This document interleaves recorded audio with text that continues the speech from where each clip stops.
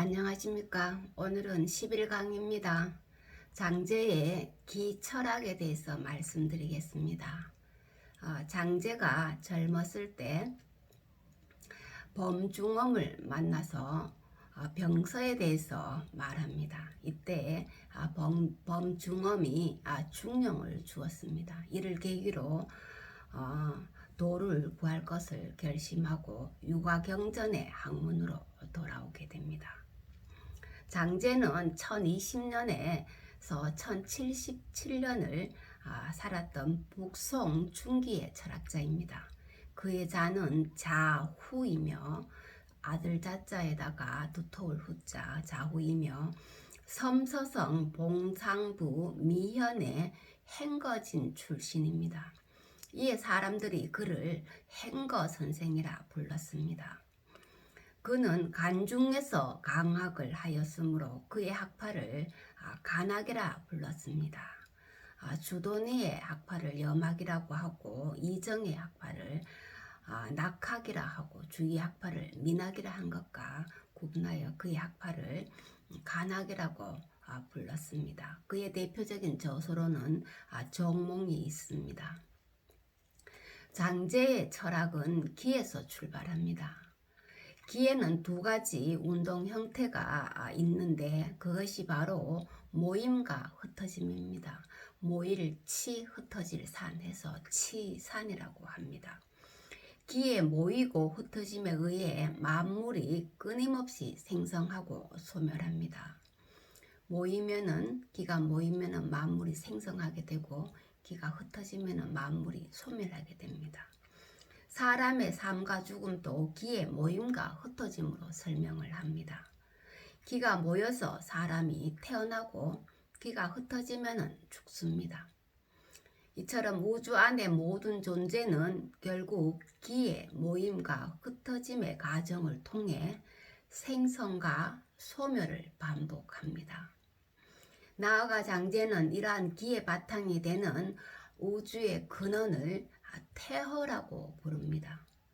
태허는 우주의 다른 이름입니다.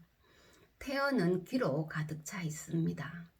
그래서 태허를 기의 본체라고 합니다. 이러한 태허는 영원한 거죠. 이에 장제는 태허는 형상이 없으나 기의 본체이다.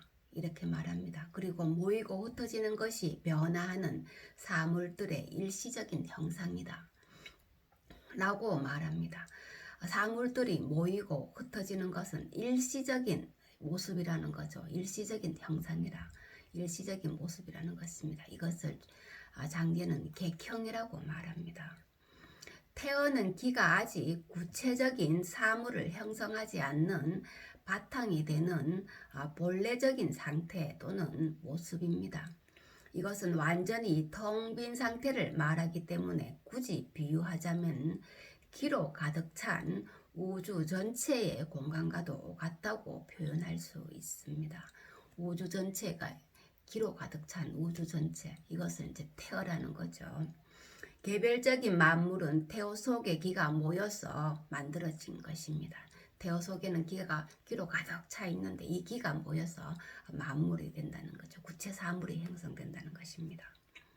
태호 안에 기가 모여서 만물이 되었다가 다시 흩어지면 태호로 돌아가게 됩니다. 이를 장제는 다음과 같은 말로 설명을 합니다. 태호에는 기가 없을 수 없으며 태호에는 기가 있다는 말이죠. 기는 모여서 만물이 되지 않을 수 없으며 기가 모여서 만물이 된다는 것입니다. 만물은 흩어져서 태호가 되지 않을 수 없다. 만물이 흩어지면 다시 태호로 돌아간다는 것입니다.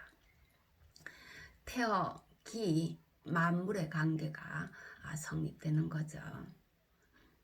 그리고 이때의 만물은 일시적인 형상이라는 거죠. 일시적인 형상입니다. 그래서 이것을 객형이라고 말합니다. 사람이 죽었을 때 우리는 돌아갔다고 말합니다. 사람은 태어나면 언젠가는 죽습니다. 인간만이 아니라 우주 만물이 다 그렇습니다. 봄에 꽃이 피고 가을에 열매가 맺지만서도 겨울에 다시 땅속으로 돌아갑니다. 우주 안의 모든 존재가 생성과 소멸을 거치면서 끊임없이 순환합니다. 이처럼 태어에 기가 모여서 만물이 되고 만물이 흩어져서 태어로 돌아갑니다. 결국 저절로 태어에서 만물로, 만물에서 태어로 순환을 계속합니다. 태어와 만물의 무한한 순환 과정이 우주의 본 모습입니다. 장제는 이러한 모습을 물에 비유하기도 합니다. 물이 얼면 얼음이 됩니다. 물은 형체가 없지만 물이 응결되어 만들어진 얼음은 형체가 있습니다. 물이 얼어서 토끼가 될 수도 있고 사슴이 될 수도 있고 사람이 될 수도 있다는 것이죠. 이것은 태어에서 만물이 생기는 것과 같습니다. 그러나 얼음은 언젠가는 녹아서 다시 물이 됩니다.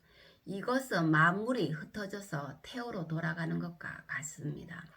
여기서 물은 태어에 해당하고 얼음은 만물에 해당합니다. 이렇게 장제는 기에 모이고 흩어짐으로 이 만물의 생성과 소멸을 설명합니다. 그렇지만서도 장제는 기가 모여서 만물을 생성할 때 이 만물의 다양한 차별성에 대해서는 설명하지를 못합니다. 이것은 후에 주의가 기질의 차이로 설명하게 됩니다. 왜 사슴이 되고 왜 토끼가 되는지, 왜 사람이 되는지를 주의는 기질의 차이로 설명하죠. 그렇지만 장제는 그러한 차이에 대해서는 설명을 하지 못합니다. 이것은 태어에서 만물이 생기는 것과 같습니다.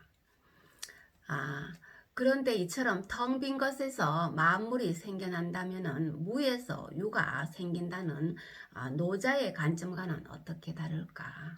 이러한 태어는 모양도 없고 소리도 없어 눈으로 볼 수 없으나 기로 가득 차 있습니다. 기로 가득 차 있기 때문에 사람들이 그것을 볼 수 없을지라도 결코 무가 아닙니다. 다만 텅 비어 있는 곳으로 보일 뿐입니다. 기로 가득 차 있으면서 지극히 텅 비어 있다는 의미에서 태어라고 하였던 것입니다. 기가 없는 공간은 아무데도 존재하지 않습니다. 그러므로 물을 철학의 원리로 하는 노자의 사상과는 근본적으로 다르다고 말합니다. 노자 역시 무를 말하였지만서도 노자 역시 이 무가 아무것도 없다는 의미는 아닙니다. 노자의 도덕경 40장에 보면은 천하 만물 생어유라고 해서 천하 만물이 유에서 생겨난다. 유 생어 무라고 해서 유는 무에서 생겨난다고 이렇게 설명을 합니다. 이때의 무는 도를 말하는 거죠. 아무것도 없는 텅 빈 것을 가리키는 것은 아닙니다. 도가 역시 물을 아무것도 없는 것을 가리키는 것은 아니라는 것입니다. 여기에서 주의할 것은 태어에서 바로 만물이 되는 것이 아니라 태어가 일단 기가 되고 기가 모여서 만물이 된다는 것입니다. 태어는 기가 흩어진 상태이기 때문에 원래 기이고 만물도 기가 모여서 이루어진 상태이기 때문에 원래 기입니다. 태어와 만물은 기의 입장에서 보면 동일한 것입니다. 그러나 같은 기라고 하더라도 태어가 만물이 되고 만물이 태어가 되는 과정에는 기의 다양한 작용이 있습니다. 기가 형체를 이루면 눈으로 볼 수 있는 만물이 되고 형체가 흩어지면 다시 태어로 돌아갑니다. 이렇게 보면은 기는 두 가지 종류로 구분됩니다. 형체가 없는 기, 이건 태어를 가리키죠. 그리고 만물로 형성되는 기입니다. 형체가 없는 기는 본체인 기, 즉 태어라고 말할 수 있습니다. 이거는 형이 상의 개념이죠. 그러므로 태어의 기가 모여서 기가 되고 기가 모여서 만물이 된다. 기가 모여서 만물이 된다고 할 때 이때의 기는 형이 하의 개념이 되는 것입니다. 만물은 흩어져서 기가 되고 기가 흩어져서 태어가 됩니다. 이렇게 해서 장제의 기는 태어 기, 만물의 관계가 성립됩니다. 이때 태어의 기와 만물의 기는 구분된다는 거죠. 태어의 기는 형이 상의 개념이 되고 만물의 기는 형이 하의 개념이 되는 거죠. 이러한 장제의 기이론은 주의가 집대성한 성리학의 이론 체계에서 가장 중요한 한쪽 축을 형성합니다.